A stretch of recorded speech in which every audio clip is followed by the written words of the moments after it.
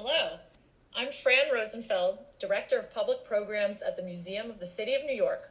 Welcome to The City We Became, our live-streamed conversation with writer N.K. Jemisin and community activist Whitney Hu. They're going to be discussing N.K. or Nora's brand new novel, The City We Became, which was released under lockdown in March 2020 in the context of current events. This program is presented in conjunction with the museum's exhibition, Who We Are, Visualizing NYC by the Numbers, which features work by artists and designers demonstrating the power of the census and census data in helping us understand the city and New Yorkers. An interview with N.K. Jemisin is featured in the exhibition, and I invite you to visit our website, mcny.org, to check out that content and much more. Now, just a brief introduction of our speakers.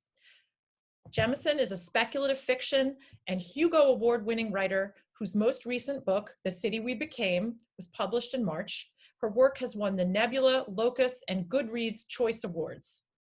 Hu is a Brooklyn-based activist and organizer focusing on housing and immigration issues. She was formerly the director of public programs at the National Book Foundation. We're going to be taking questions throughout the conversation via comments on Facebook. So please submit your comments there, your questions there, and we'll have time to take a few at the end. And now over to Nora and Whitney. Please take it away. Amazing. Thank you so much, Francis. And just want to say thank you so much to the museum for hosting this conversation.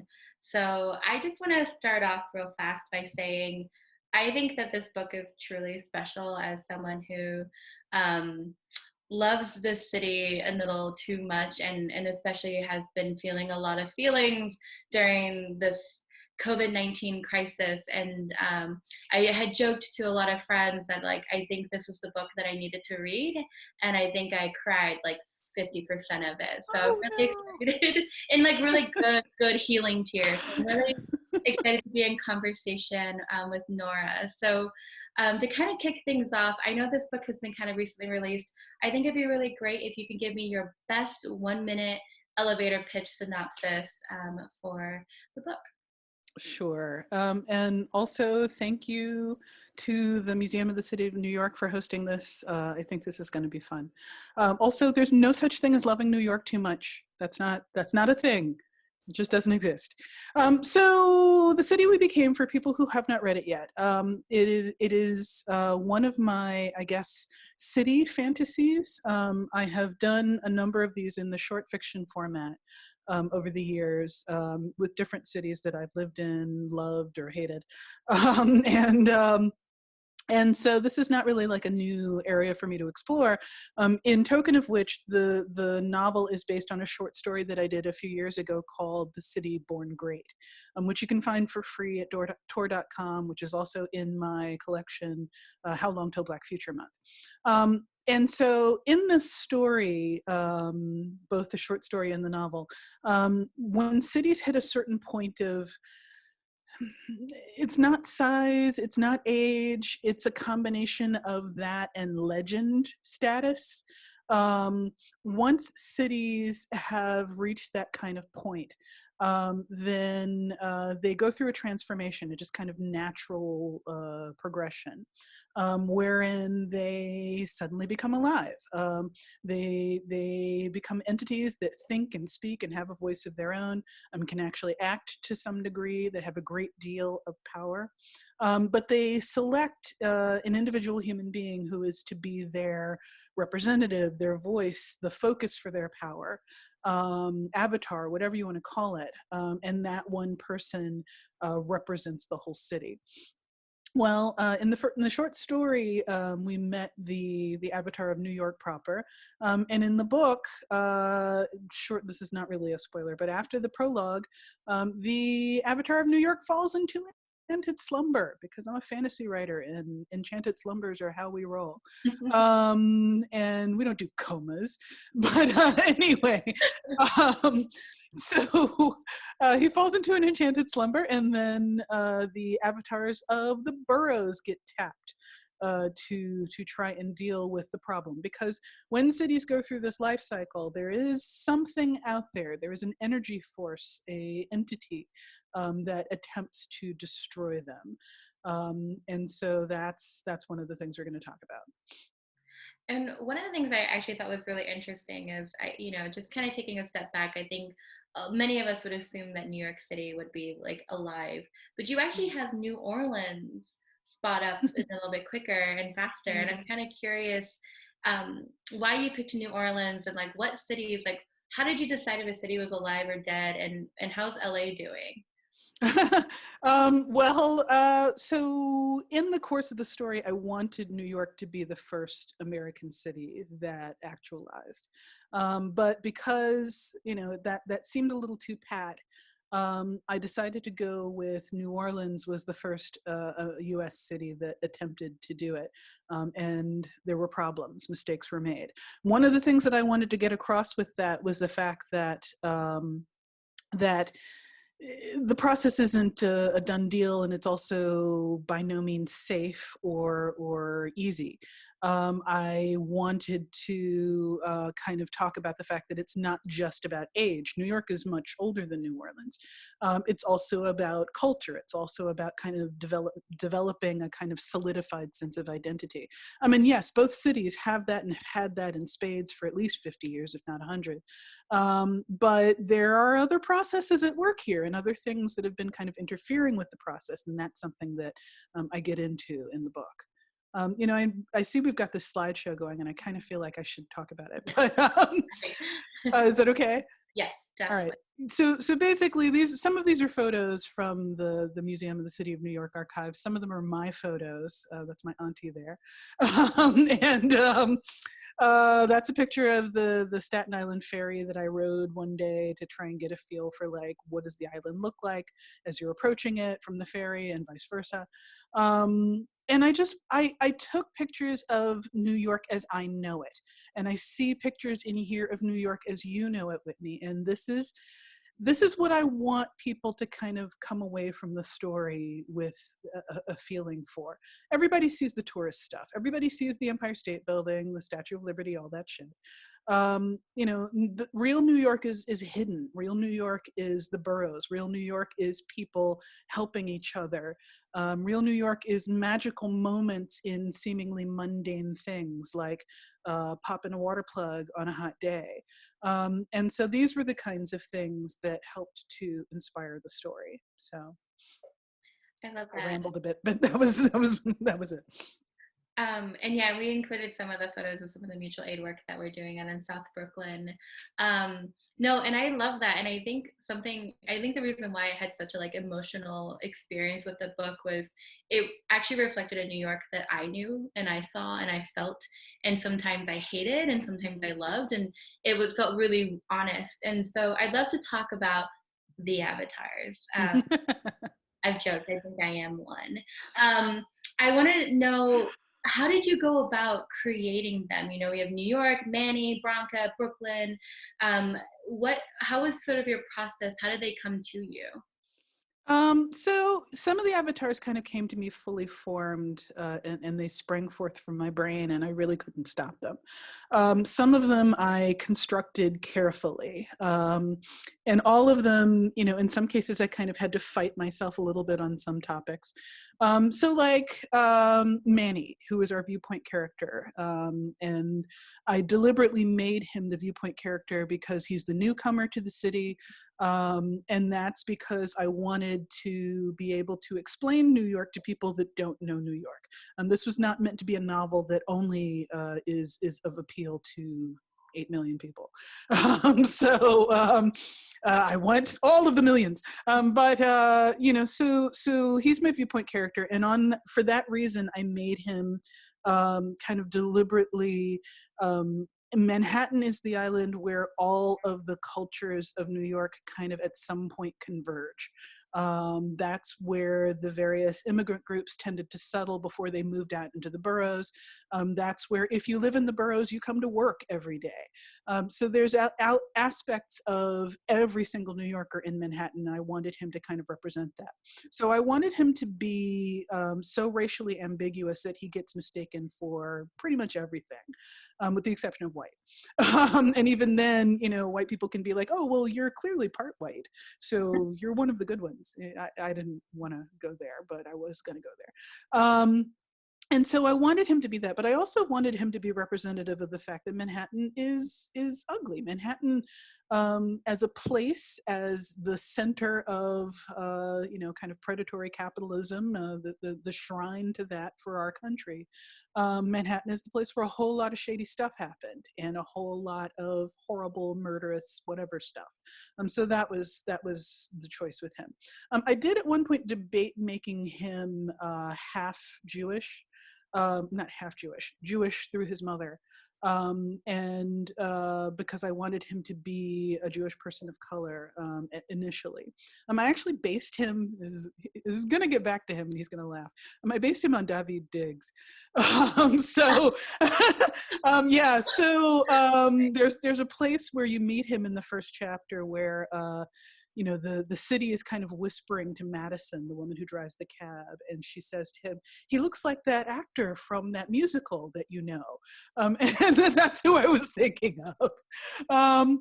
So I had kind of based it on Daveed Diggs, but then I was like, okay, that's just too much on the nose. So I decided to kind of extract some of the more specific elements of who he was and leave him more generically ambiguous and more middle of the road.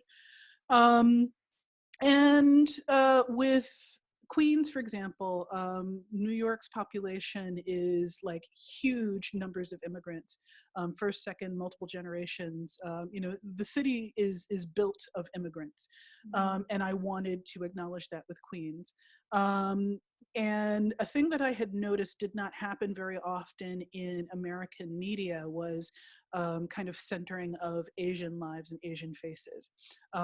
South Asian, Southeast Asian, all of the, like we see a lot of East Asians, but we don't see a whole lot of those other groups to the same degree. And they're just as large a population of New York City, and we just don't see them in Seinfeld and Girls and all these other TV shows that showcase New York. So I wanted to showcase groups of people that are huge presences in the city, but don't get a lot of time and attention.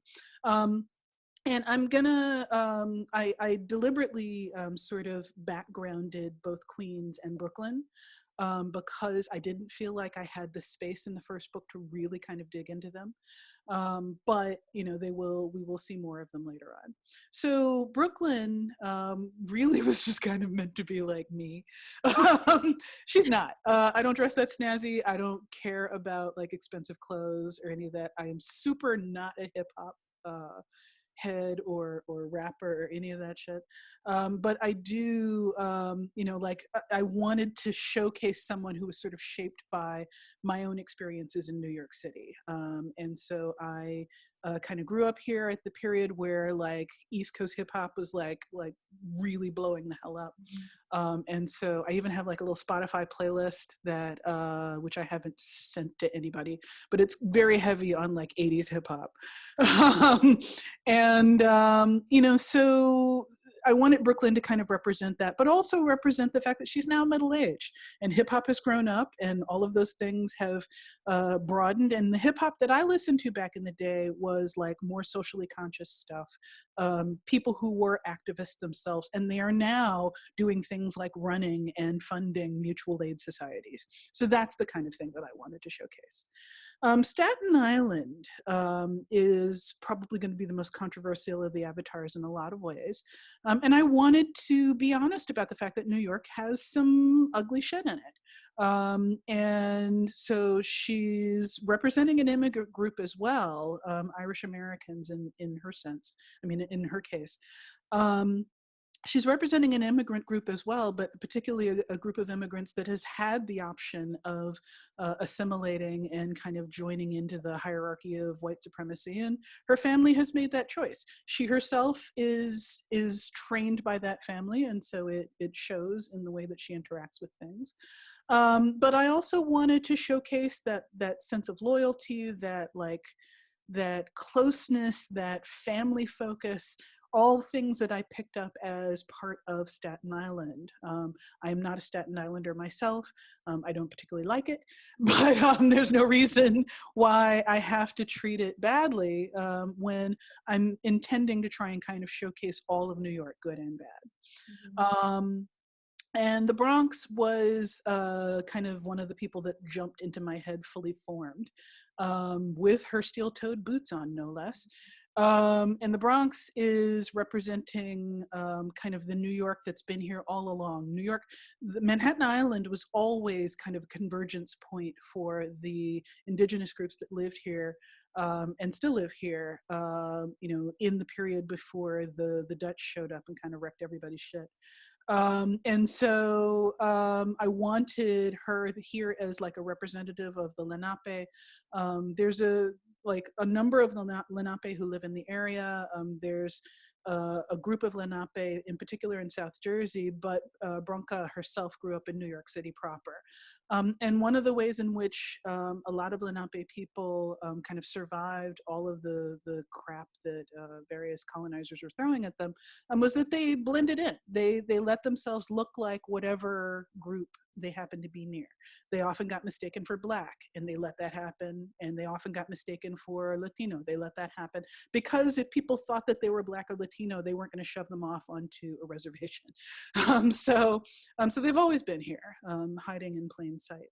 And so these were things that I wanted to kind of touch on. I'm sorry, I'm talking a lot though. No, I think I feel like these avatars are the driving force behind the book, so it's good to give them some space. I think you kind of mentioned it, like in terms of representation. If you were someone who's only consumed New York through books or media, you would assume most New Yorkers were white. And what we know from statistics is the average New Yorker is probably a person of color, a woman, and might not be speaking English at home, which I think surprises a lot of people. How did you, and I know we sort of talked a little bit prior about the census, like how did you start or like skirt the line between stereotypes and data and making sure that you were representing, but at the same time like leaving space for like representation that we might not often think about, because like statistically what makes sense versus like what we know when we see it, because the census is also not always the most accurate data capture too. Well, yeah, and the census data that I had access to, of course, is 10 years old at this point, because it's 2020 is the year that we're about to do it again. So an example, I mentioned briefly that I almost made Manhattan Jewish. And I decided against that simply because I kind of felt like Manhattan had a heavy enough load to bear. But then the other sort of choice that I made was I actually looked at the demographics. And in New York, New York's Jewish population and Asian population are equal in size. But like I said, when I look at TV, one of these groups I see relatively frequently or TV and movies. One of these groups I see relatively frequently, and the other group I don't see at all. So I made a conscious choice in that case to showcase a group that I felt had been, both groups are underrepresented. I don't want to pretend that, there's some overrepresentation thing happening with Jewish New Yorkers. But what I wanted was to shine a spotlight on a group that was even less represented. So that was the thought. So that's a place where I use data. No, that's amazing. And I have a lot of friends who are organizers in the Southeast Asian communities. And so I told them that they are representing Queens, and they were very pleased. Oh, that's good. Oh, that's fantastic. Yeah. It was a big deal because when Bernie Sanders rolled through Queens, he actually made sure there was like a Bangladeshi speaker, like things like that actually feels really inclusive to the way things have shifted and changed with immigrant cultures. Right.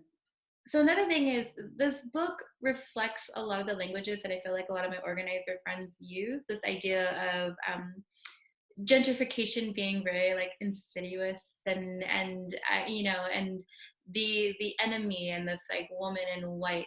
Granted, sometimes I was in my head saying white women, I, you know, because you know the way that the enemy sort of shifted in the forms that it took when it did um, show itself was like a woman recording or you know, and you know, and its ability to sort of hold on to like Staten Island. So I would love to just sort of have you talk a little bit about what made you give the enemy life in this way, and sort of how are you seeing that, you know, playing out, especially now that I don't want to say there's like a pandemic, but now there is like another virus sort of making its way through New York.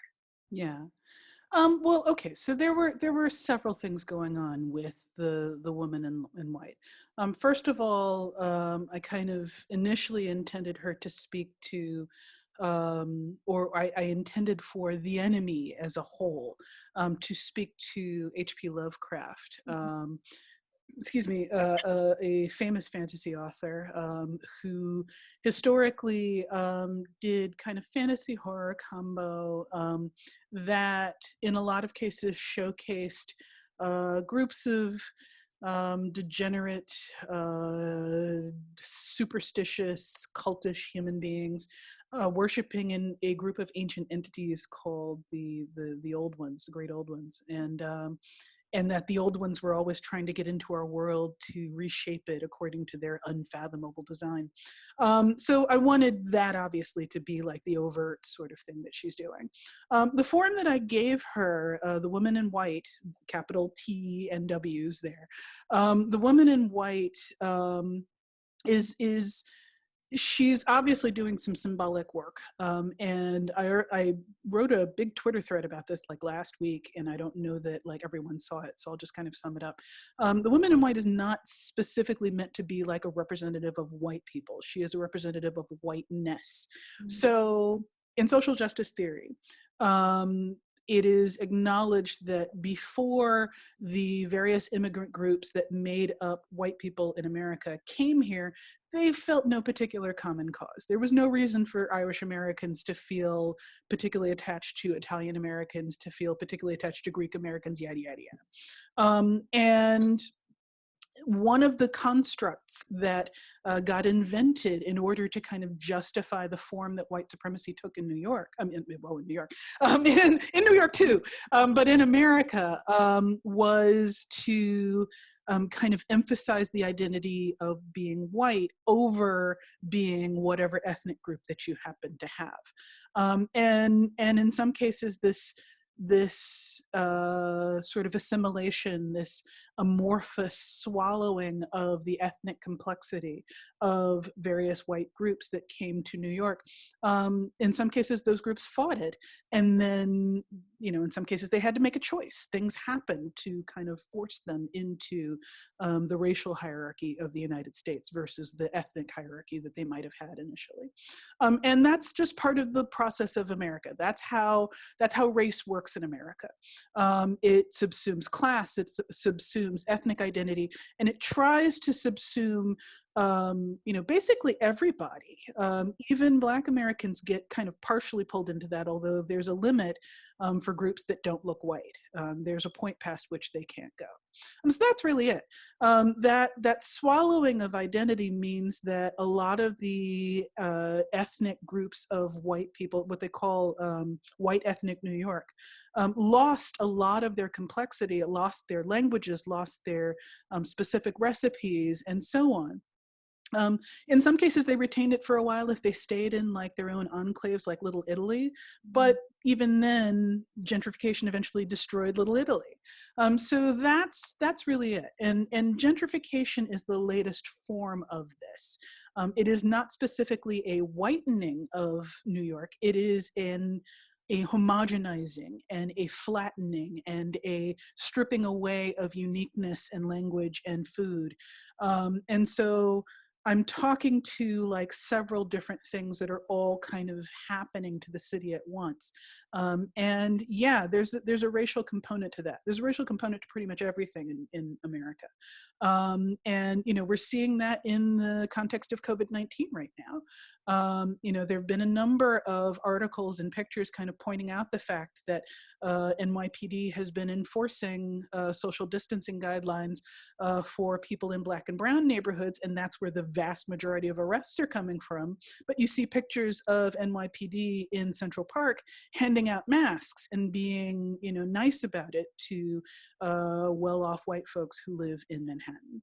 And so this is a thing. It's an unspoken thing in a lot of New York. And in a lot of New York media, you don't hear that overt discussion of the racial implications of a lot of these power dynamics. But I am a Black New Yorker. I've grown up among New Yorkers of color. People of color here talk about that shit. We don't, you know, gently elide it. We don't pretend that these things don't exist.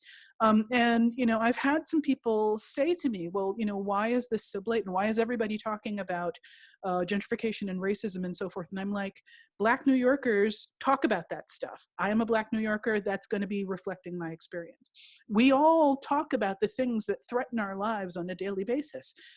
This is a thing that threatens our lives and livelihoods, literally. So of course we're going to talk about it. This may not be something you're familiar with from typical American media, because typical American media is made by people whose experience requires them to avoid talking about it. So, all right, that's too much talking. Well, I'm over here just like snaps, praise,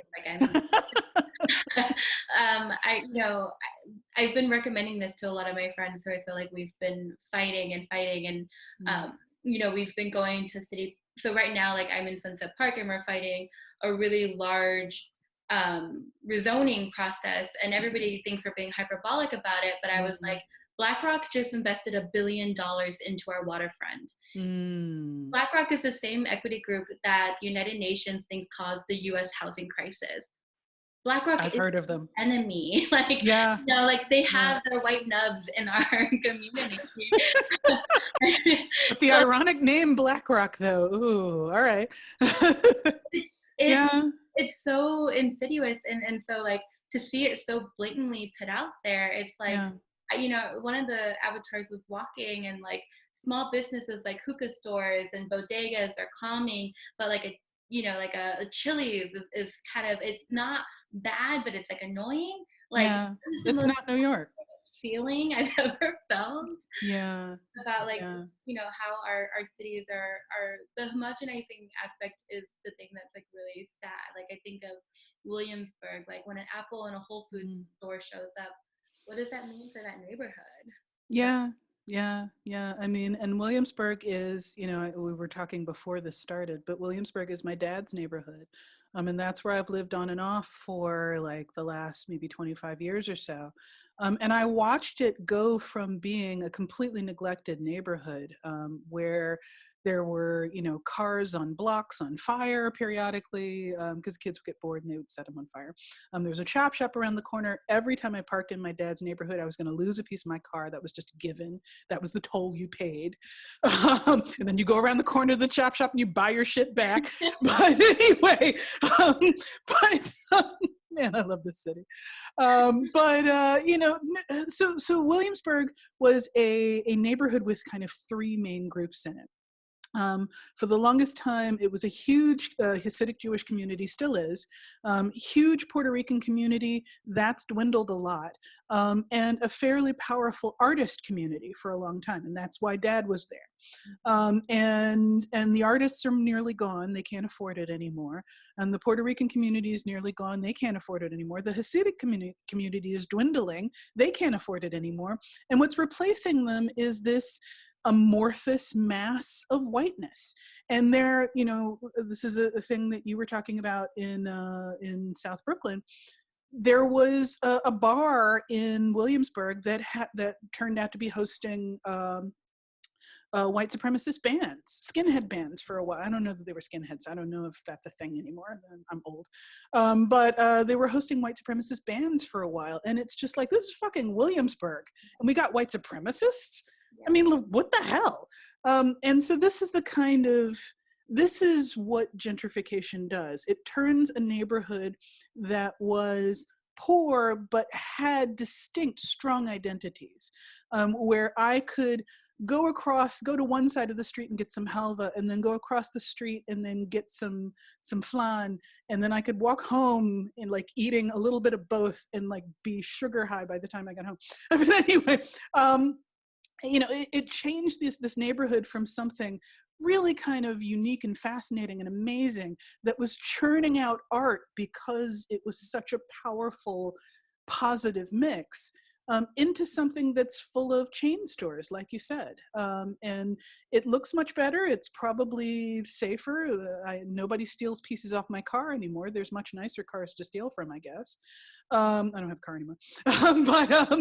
You know, but it's changed in some really unpleasant ways. And I don't know how to fix that.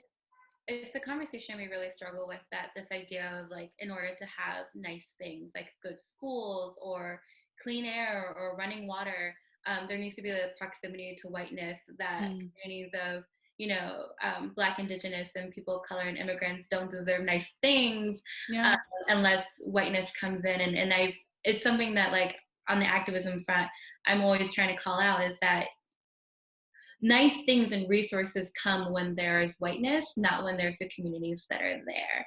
I'm tired of being told to negotiate. And so, but that's me, the secret avatar, talking. Well, but you're doing what the communities of color in the city ultimately are going to have to do. You are seeking that political power that we've apparently, you know, we've had that political power for a while now, but we're working against institutionalized forces from upstate, which have a vested interest in not allowing certain voices to speak. I don't need to get too deep into this, but say his name. No, I'm joking. I'm not going to get that rough. The museum needs funding. But anyway, but so, you know, there are forces at work. There are active, concentrated, deliberate forces trying to destroy what created the New York that you and I both love. And of course, I'm going to literalize that because I'm a fantasy writer and that's how my head works. I love that. I'm kind of curious, did you read any other thinkers on cities? Because when I was reading this, I kept thinking of Jane Jacobs, which, you know, we can skirt her every now and then. But like the book, The Death and Life of Great American Cities, I'm like, I think she would really dig this book. So I'm kind of curious. Oh, that's flattering. I think she would. I'm kind of curious, like, who did you read? Like what sort of inspired you to kind of start talking about the city in this way? Well, I mean, that book actually was a big one. And I contrast Jane Jacobs against Robert Moses. Robert Moses is the city planner who famously created like Central Park, Prospect Park, a lot of the iconic elements of the city that tourists get to see and know. But what a lot of people don't know is that Robert Moses was a giant fucking racist, and various other ists, and that in the process of creating these iconic, beautiful New York central spaces, he, in many cases, deliberately destroyed thriving neighborhoods of people of color in order to do so. Most famously, and this is something that the book even mentions, most famously with Central Park, there was a place called Seneca Village, which was a Black and Irish neighborhood of working class folks who'd managed to buy a little property and set up little houses and you know, basically a nice neighborhood for themselves. But the various city powers that be were upset that there was a place where Black and Irish people were like miscegenating all over the place, apparently, and they had a huge problem with that. And so they deliberately destroyed that neighborhood, and then made some concerted efforts to kind of separate those two communities because they were too powerful when they were working together. So there's a number of different aspects. I'm sorry, I just heard something in the background. But there were a number of different aspects of how Robert Moses kind of deliberately worked against the way that the city naturally tried to work. Jane Jacobs in The Death and Life of American City, the death, I've forgotten the name of the book, good Lord. The Death and Life of Great American Cities, I think is what it's called. Highly recommended. All of you should read it. It's a philosophical book where she talks about simply observing the ways that people, oh, okay. 7 p.m. Everyone is cheering. I think that is what the noise is that I heard. Ah, great. Thank you. So the 7 o'clock cheer just started. And somebody was up on the roof, and what I heard was an air horn. Usually they don't use air horns. That's new because, you know, most people in the neighborhood understand that there are kids in the neighborhood. You don't do air horns in New York. But anyway, but so at 7 p.m. is when New Yorkers have been coming out on the roof. This is a thing that we picked up from Europe, from what I understand. Coming out on the rooftops or opening their windows and yelling in support of first responders and medical professionals and so forth, everyone who's been on the front lines of the COVID fight. What the heck was I talking about? Oh, so Jane Jacobs did things like observe the fact that New Yorkers want to be social even when we're not social, want to be supportive of each other. She observed the ways in which neighborhoods functioned, communities functioned, and she suggested ways to reduce crime and improve traffic and things like that based on how people actually work, as opposed to the white supremacist ideology of let's make them do the things that we want them to do. And a lot of Robert Moses's theories were completely wrong. I mean, you know, basically the way that he wanted to reduce crime was cram all the poor brown people into housing projects, surround them with police, and that would somehow make everything fine. I don't know what he was, well, I know exactly what he was thinking. He was a racist. But Jane Jacobs' approach and suggestions have been tried by other cities and they work there. So, you know, we could have done without the crime wave of the 80s, possibly, if we had listened to her instead of him. She really, like, I mean, this idea when you're sort of talking about gentrification and this idea of homogenizing, like, she was very against that. She understood. Like, why she like, I mean, she like makes fun of planners a lot, which, you know, I like think is really fun to read. And a good follow-up is reading Capital City by Sam Stein. And I like, she just, this idea of like, we should let buildings feel like homes, and we should let people, you know, don't overthink moving, you know, everything into one spot when like people want to be able to have everything in their own little area. Yeah. And excited. I'm glad, because when I was reading this book, I actually was thinking about her a lot and sort of thinking about how she would also feel about the gentrifying forces. One of the fascinating things is her suggestions, when they've been implemented in other cities, have been more economically stabilizing and more, like, basically better for the city in every way, economy-wise, demographics-wise, and so forth. The specific things that Moses and his followers attempted to do in American cities actually partially destroyed those cities in a lot of cases in the 70s and the 80s and so forth. They made the cities less resilient against crises and hardships when they came. And what it kind of really illuminated to me was that there is so much investment in white supremacy that they are even willing to destroy the cities rather than let them become the organic, I don't like the word melting pot, but the organic place where ideas and groups of people mingle. They do the best that they can to separate out those groups to the point that it's detrimental to the city. That is that's the force of whiteness that I'm addressing. I think that's super real. People don't want to ever hear this about New York, but like New York has the most segregated school system in the nation. Like, yeah, you know, there are forces of whiteness and white supremacy that has managed to keep so and so the city of immigrants isolated from each other. Yeah. One of the research things that I did was listen to a fantastic podcast that I've been recommending to everybody, called School Colors. Mm. And it's a podcast. It's a history podcast about the 1968 New York teachers strike, Ooh. which happened before I was born, which I'd never heard of, but which, when you listen to it, it illuminates why the politics of New York in 2020 function the way that they do now as a partial result of stuff that happened literally like 60 years ago. And you can see things like the formation of the white ethnic middle class in New York. You see that concerted effort to break up neighborhoods that were a little too activist for some people in power's taste. So it's a brilliant podcast, and it's super useful for helping to understand the power dynamics of the city and the history of the city and how it affects the present. So. I'm like, that's like, you just listed like everything that I like to listen to. So like, Well, check out the podcast. You will love it. I was riveted. Like, I was crying in episode 3. There's a history podcast, and like realizing this thing had happened, and I'd never heard of the teacher strike. yeah. And, all of these people, it's great. But I want to, since we were talking about like activist people and ways in which the city kind of tries to fight back against that, I'm fascinated by the fact that you work for a mutual aid society. I have been contributing to the Mutual Aid Society in my neighborhood. These are things that have kind of cropped up. In a lot of cases, they've been here, but they've become a big thing now in the pandemic. And in a lot of cases, like the one that I'm in, which is Bed-Stuy Strong, organizes on Slack.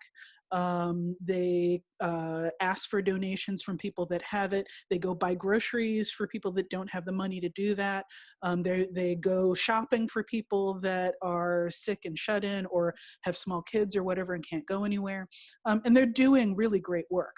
Now, this is a New York tradition that I've always known about. Before the mutual aid societies, it was block associations. Before that, it was benevolent associations and whatnot. But you are doing the current 2020 cutting edge version of that, and that's amazing to me. Why did you decide to get super involved with this? Ooh, good question. Yeah. So I do a lot of activism kind of in the community to begin with. We're fighting a giant rezoning. I'm also part of a group called Sunset Park Ice Watch, where we actively patrol for ice and work with families who've been affected. Sunset Park, we're, a community of immigrants. We have a high Latinx and Chinese population, and something that isn't often reflected is in terms of immigration cases in New York City, Chinese and Asians are in the top tier of open cases. So this community we have a lot of need, and so we started organizing around mutual aid, and it started off sort of a decentralized volunteer group to all of a sudden we now have helped over 1,300 families. Undocumented immigrants have been screwed over by both the federal, state, and city level, and in terms of resources and funding. And so we have folks who have always been food insecure, with very limited protections with their jobs, now without work. So we've been providing a lot of, similar to Bed-Stuy Strong, a lot of free grocery boxes. We feed about 150 families throughout the week, and then we have a big distribution that we do on Saturdays. So we do about 350. So we're around like 500 families a week. And we've gone, I think the thing that a lot of communities of color do is when you don't have faith in the system, you have to provide on your own. And so I always tell people, because I think a lot of new organizers are coming in, like I'm not shy to be like, this might be your moment where you become an activist, an urban organizer. And so, I've been really drilling it, like we're solidarity, not charity. We're neighbors helping neighbors. But yeah, we've gone rogue. Like I have wholesale providers. I get to pay the cost of chicken every week. I know how many pounds, often come in a box of sweet potatoes and how many families that's going to feed. So it's kind of weird how we've morphed, but at the same time responding to the needs of our neighbors and our community. And so I think that's why this book has been so healing in so many ways, because it's New York actively fighting and believing and hoping and dreaming. And it's everything I needed to hear during a pandemic, because we are in the epicenter, And there was a moment for a while that I didn't know. It was every single day people calling and needing, and I had to reaffirm to myself that the world is plentiful and that we can get through this. And so this book has been like a godsend. So Yeah. Well, I mean, you are a representative of the New York that I have always known and loved. This spirit of, we've got to try and do something. So, bad shit is happening. We can't rely on anybody else. And in fact, other people are actively trying to sabotage our efforts to help ourselves. What can we do for ourselves? And that is the New York spirit. I mean, now lots of cities have that. I don't want to make it sound like New York is unique in that sense, but that is part of New York's culture and character. And I don't see that represented in TV and media. This is why I wanted to write the New York that I know and love, as opposed to like the New York of Friends or whatever. So anyway. this ain't Seinfeld, New York. Sorry, what? I was like, this isn't your Seinfeld in New York. No, I'm not interested in Seinfeld, New York. Oh my God, who's that? Oh, sorry, this is Baloo. Baloo's related to the book too. Oh, he's adorable. I have a tuxedo too, Maggie. Oh, yeah, Magpie, but I stuffed him with food right before this, so he's probably asleep in a food coma and won't bother me. Show us the kitty. Oh, it just knocked him over. Oh no. Okay, all right, fine. Should we segue to audience questions? Yeah, looks like it's time. All right. Okay. I think Lillian was gonna. Oh, here we go. Oh, not Lillian. I'm sorry, Francis. All right, you ready for that? I have some questions for you. All righty. From Barbara Ann. She says, like most people, I read this book at the start of the pandemic, and I found it eerily prescient. Where do you think we're going from here? People keep asking me that, and I'm like, I'm a fantasy writer, guys. I don't do science fiction. I don't do futurism. Speculate. What I think is going to happen in New York is the same thing that's always happened to New York in times of strife. New York will survive. New Yorkers will survive. We're probably going to lose some population because with all these people out of work, nobody's going to be able to afford these $3,000 apartments or $2,000 apartments. Hopefully that will mean that housing prices will drop, but I don't know because we've discovered that there's some artificial price inflation going on in the housing market in the city. And I don't know if that's going to be reflected in, if supply and demand is going to take over, basically. We may have to have another housing crash. I don't know. City might be, full for a while of people who are struggling, and that's going to have whatever effect that it has. New Yorkers will adapt and will survive. That's all I can suggest at this point.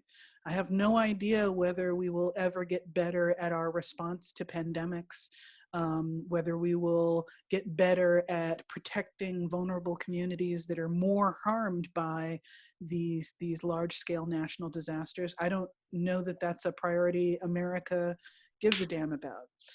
But that's okay because we will all continue to take care of ourselves as we have been. Okay. Whitney, did you want to? Oh, oh sorry. Whitney, well, I was just going to suggest. Where do you think we're going from here, Whitney?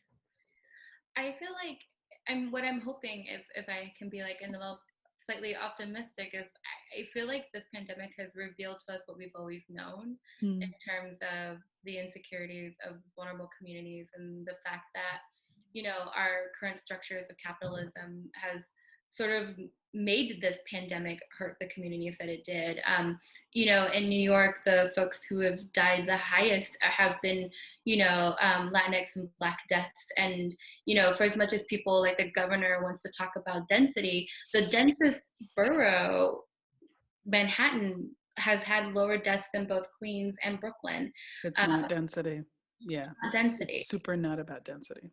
And so, and for example, like Latinx deaths are incredibly high, But the city wasn't translating things for the first couple of weeks in terms of education and resources. And it's something that on the ground, I was told it would take 2 weeks. And so we had to translate for our own communities. So I think like what I'm hoping is that we've reached this fruition of not willing to take it anymore, and also not giving people the grace to think that we're going to get it. And I think what you were sort of saying earlier, Nora, like demanding power, demanding justice, I think we're reaching that point, and I'm hoping that we see that sort of scale tip. It would be nice. It would be nice. Okay, I got a question here from Chris for Nora. The interference you mentioned that pushes against the city's life force, it sounds like a destructive force. Is that true? He hasn't read the book yet. If I'm understanding that correctly, I'm wondering how that relates and mirrors with the Earth's destructive force from the Broken Earth series, which I have read. It does not mirror it. Okay, so the destructive force that exists in the city we became is the same destructive force at work in the Broken Earth, but in the Broken Earth, it was not the Earth that was the real source of that. And I can't talk about that in depth without spoiling the Broken Earth trilogy. But let me just remind folks that, you know, have read that trilogy, that something caused the Earth problems. How can I frame that without spoiling things? I can't. So let's just say that my focus is on the people component of that, how people contribute to and are complicit in, and in some cases deliberately cause disasters. And just as Whitney was alluding, New York is dealing with COVID-19, and it didn't ever have to be this bad. There are so many things that could have been done on a federal, on a state, on a local level that could have mitigated the harm that this is doing, could have reduced the number of lives lost, could have us on the brink of reopening safely at this point if we had done any number of things. And this is a human-made disaster in that sense. The disease, I don't believe in the conspiracy theories that say it's created in a lab. I've been having to talk to my dad about that for the last few weeks. Anyway, I don't believe in all these conspiracy theories about whether it's created in a lab or not, but whether it was, who cares? At the end of the day, it would not have harmed the people that it has harmed to the same degree if it had been taken seriously, and if the lives of everyone were considered worthy and of worth protecting. And that's an ongoing problem that we're going to continue having in this society. And that's a thing that I tend to explore a lot in my fiction. So if you're seeing congruity, that's what you're seeing. Okay. I'm going to combine a couple questions here that relate to Staten Island. Which are two parts. Have you gotten pushback on your portrayal of Staten Island? And from Chelsea, can you talk a little bit more about what you were trying to accomplish with Island? I hope I'm pronouncing that right. Island. Staten Island. I found her to be a really complex yet tragic character, and a very interesting reflection on the borough that I know the least about. I just want to chime in that I did mention prior when we were talking that Staten Island also birthed the Wu-Tang. And so I had Every Staten Islander that I run into is like, but Wu-Tang came from here. It's the claim. I mean, they also had. It's important. And like Colin Yost, but that is completely important. It is important, and it is important to bring up. I agree. So no, I actually have not had any pushback, but that's possibly because the book came out in the middle of the pandemic, and I did not do my in-person book tour. I was actually going to do a 5-borough tour where I was gonna do a talk in every borough all in one day. And I was going to start with Staten Island because let's just jump right into that. But since I did not get a chance to attend that event or go to, I think it was the public library in oh gosh, I've forgotten the name of the neighborhood. So I was actually going to go there, and we were going to have a talk, and I wanted to, get a feel for what Staten Islanders thought and felt about the whole situation. So no, I have not had any pushback. And with Aislinn, I deliberately am bastardizing her name, which, as I understand, in the Gaelic is actually supposed to be more like Ashlyn or something like that. I'm mangling it. But she's called Aislinn because they effectively Americanized their names, and that is part of the amorphous swallowing of ethnic complexity that I'm talking about here. My thought with her, for those that have not read the book, Aislinn is the avatar of Staten Island. Staten Island, in terms of its character within New York City, is like the red state of the city. Literally, it's the one that votes Republican while the rest of the city votes blue or of whatever flavor. It is kind of thought of as the conservative borough, and so on. So any red state people who think that you can't survive in New York, that's bullshit. Just come here and live in Staten Island, you'll be fine. But anyway, and so I wanted her to reflect this. And a lot of times what that means is that she is blatantly racist. We get inside her head, we see what she's thinking, we see how her family educated her. We see her sometimes kind of questioning that a little bit, but then sliding back into the common and the familiar, because that's a thing that happens. That's a group of people that's always existed. And that's a thing that I wanted to address as well. I've lived in New York long enough to see the Howard Beach incident, the Crown Heights riots, all of that. And there's always been a subtext of racism and anti-racism within the city. And so I put Aislinn in the role of effectively representing that. I wanted her to be not just simply a caricature, though, because racists aren't. A lot of American media has a tendency to depict racist people as unsympathetic, as villains, as cackling, wahaha, mustache twirling, caricatures of people. That's not what they're really like. They can be incredibly sympathetic, incredibly charming, incredibly understandable, but harmful. And that's what I wanted to talk about. Okay. Well, there are more questions, but I see we're Oh my almost gosh. out of time. And so I just want to say a huge thank you to both you, Nora, and you, Whitney, for joining us for tonight's conversation. And if you're interested in buying The City We Became, please visit one of these 3 independent booksellers, which Nora supports.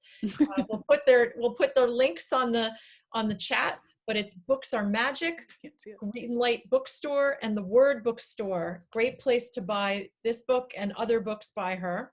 I also want to ask Whitney to just share the name of her mutual aid society if people want to check out the work that you're doing there. South Brooklyn Mutual Aid Society. We'll put the website up on our chat as well. southbkmutualaid.com. So thank you both for a most interesting conversation. And I'd like to invite the audience, please join us again on May 21st for the next event in our Curators from the Couch series.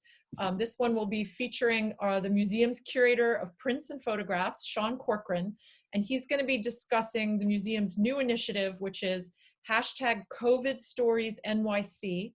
That's our open call for images documenting a socially distanced New York. So again, a big thank you to Nora and to Whitney. Have a great evening, everyone, and stay safe. Thank you. Thank you. Thank you.